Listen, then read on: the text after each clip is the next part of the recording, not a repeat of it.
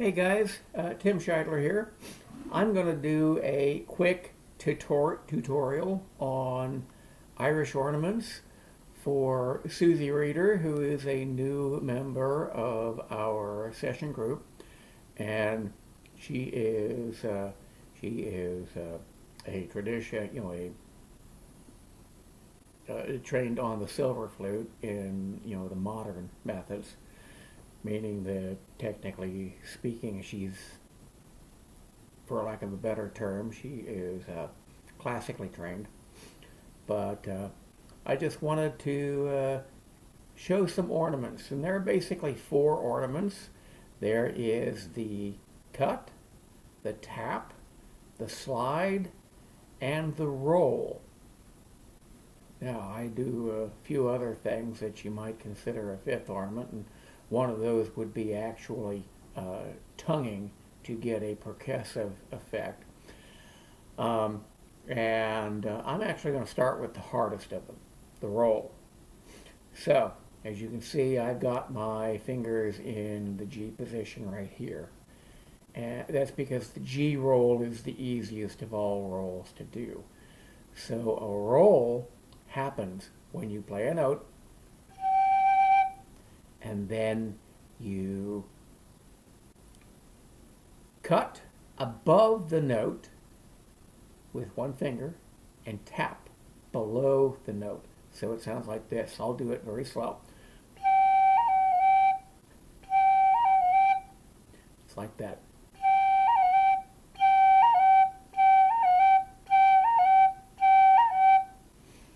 Sometimes if you do it too fast, you cannot distinguish between a roll and a tap or a cut. Anyway, so this is the G roll again. Three fingers down.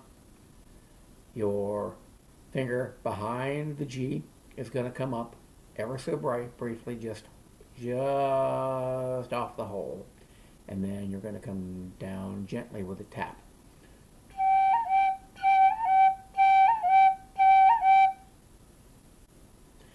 You can also do an F roll, which is fairly simple, same way.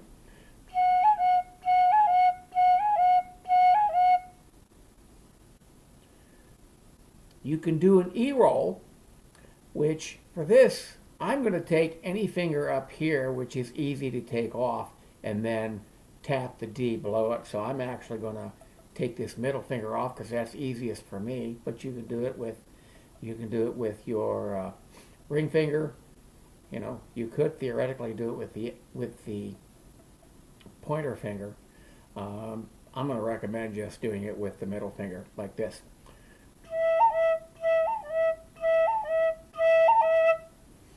You can hear I sometimes don't get a very clear roll, unfortunately.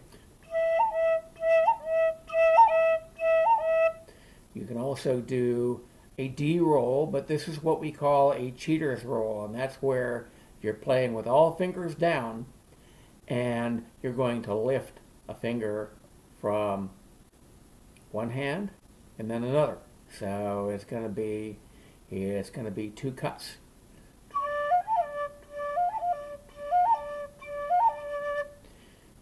You can also do a roll on the A, which is tricky because it's a one-handed roll. So you're going to be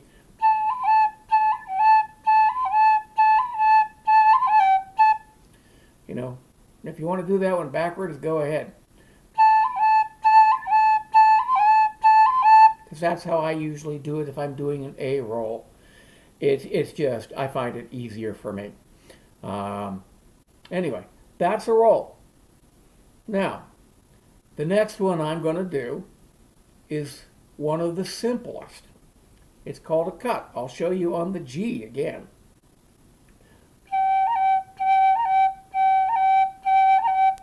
Right there, just lifting the finger ever so slightly and quickly on the note above the G. Never lift the actual note itself, because that's going to give you kind of a wonky song. It's going to sound like this. And it doesn't really work well unless you're doing something from classical music called a trill, which I occasionally do just because I do, and I'm not strictly a trad head. But, there are many, many, many in the Irish music community who will just look at you as if you have a third eye if you do that. Don't do it. Um, anyway, that's a cut. You always do the note above. So if you want to do a cut on a D, cut on an E, cut on an F, cut on a G, cut on an A. Obviously, you can't do the cut on the B because there's nowhere. Well, you could. That's the one exception where you would have to lift the finger that you're playing the note on. I don't recommend it, but it'd be like this. You put your pinky finger down on the whistle, and you very, very briefly and quickly just do it like that. It's got to be just an absolute flash, just a little squeak of a little tiny little gap, and you don't want it to sound like this because that's not playing a cut. That's playing another note. That's playing your C sharp. Anyway, a tap is just the opposite of a cut. A tap is where you're coming down on the note briefly below the note that you're playing. And you don't even really have to come down right on it because you're just really wanting to get a very, very quick alteration of the air string. You can hear that there. I'm coming down all the way in the hole. Here's where I'm coming down, not quite on the hole. And you're hearing essentially the same thing, So if I were playing like an F, I like coming down on the hole. I think it sounds a bit cleaner, but it's just got to be just very, very brief, just a quick strike and a right back off. And here we go, on the A note.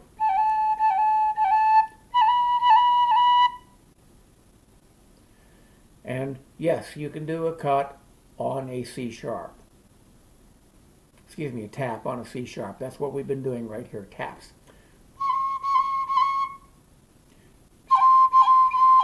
You can even do it on a C natural, which is 2 fingers down on the whistle.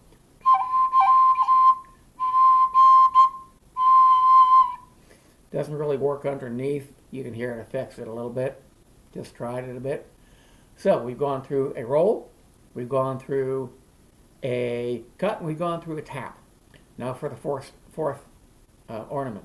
That's called a slide. That's where you're going to very briefly grace the note underneath the note that you're playing and just slide off.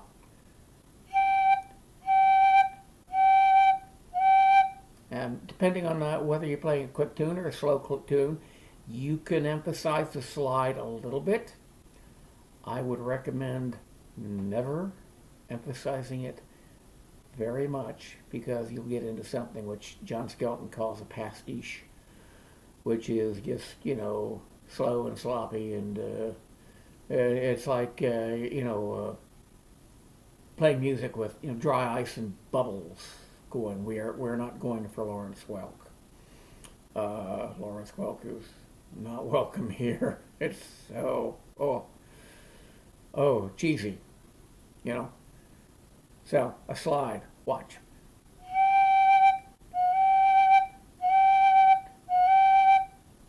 You know, you can start playing the note you intend to go to, or you can start with the bottom finger down. You know, probably easier to start with the bottom finger down and just slow. You know, you're gonna cheese it up a few times while you're learning it. Um, you know, all the ornaments take a little bit of practice. So anyway, you can slide on almost all the notes.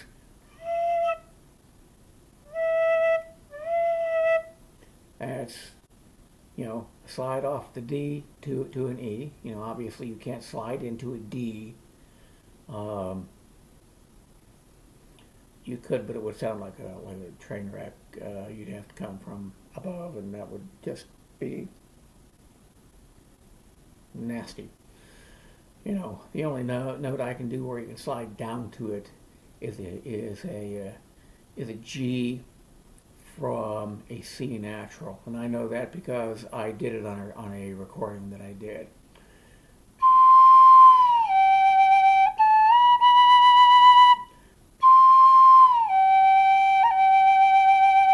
Now there you hear I did a few slides. It was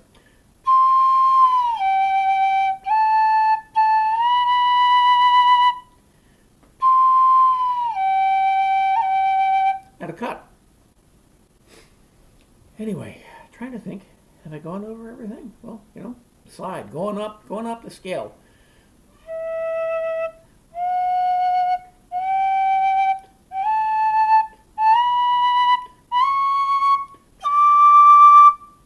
And there's a cut at the end, hitting that D. All right, now, I'm trying to think if there's anything else that I need to cover. I don't think so. Oh, there is one other thing. That's called tonguing. So you can, you know, a lot of times playing the penny whistle, we don't necessarily tongue a lot. We tongue at some point, at some points, especially if we want to really emphasize a note. But tonguing is just interrupting the airflow with your tongue, and anybody who's a flute player or a brass player will understand tonguing a lot because you use those a lot in a brass section. I know, I played trombone for 3 years. I'm very familiar with tonguing, double tonguing, triple tonguing. Um, you know, we generally don't do a double tongue or a triple tongue on a penny whistle, nor do we do it on a flute. But you know, sometimes you'll come along and you'll just want to emphasize the notes and give it some percussive flavor, which is much easier to do on a flute than on a penny whistle. And when you get in and watch some Irish flute players, especially the really good ones, you will hear it because it is very percussive. And the Irish flute, the wooden flute, that has the 6 holes like the penny whistle does, and some keys, it lends itself to that style of playing very easily.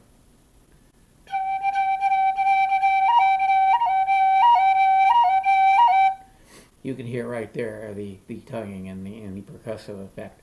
I don't play the flute. I have played the flute at times. I haven't been able to find my flute for several years, so you know, that's just the way it goes. But you know, you would hear it better on a flute than you would on a whistle. Anyway, those are the ornaments that we use in Irish music. And if anybody wants to log on in the comments or post a video as a comment and update me on anything you think I should have done better, or anything else that could be said, or you know, something that I did that you disagree with, you know, do it nicely, but you know, go ahead, because you know, we're all learning here. We're always learning. It's the lovely thing about Irish music. We always, always, always find something new to learn. Thank you very much. And I hope that you, young lady, or maybe you're not so young, I don't know, but welcome to the Cincinnati session and welcome to the Irish music community. Hopefully you will join us Saturday at, I believe, at 4 o'clock. And enjoy. Listen as you get to know the tunes by ear. Join in. It's the lovely thing about playing remotely is, they mute everybody except the person who's playing. So if you want to try and play, go for it. Nobody's going to hear the guest but you. And anyway, if you make a mistake, who cares? You're learning. See you all later. Bye.